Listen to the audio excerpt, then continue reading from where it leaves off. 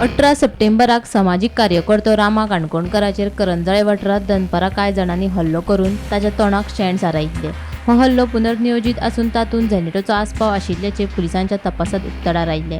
उपरांत पुलिशेन झेनिटो सयत 6 जाणांक 21 सप्टेंबराक अटक केल्ली।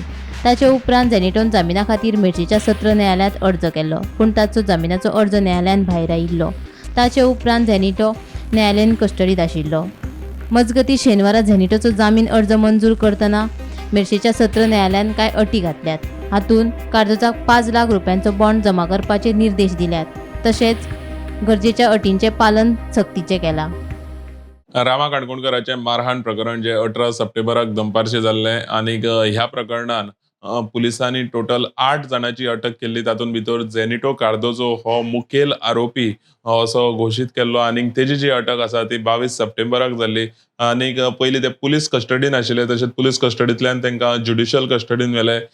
जेन्ना तांकां ज्युडिशियल कस्टडीन व्हेले तेन्ना मुखेल आरोपी जो आसा झेनिटो कार्दोजो हेणी आपले जे बेल एप्लिकेशन आसा ते कोर्टान मांडलेले आनीक हे जे बेल एप्लिकेशन तेजे खूब वेळा कोर्टान तेका बेल दिवनाशिल्ली आनीक आयज हितून अपडेट अशी येयल्ली आसा की झेनिटो कार्दोजो जो आसा तेका बेल मेळिल्ली आसा।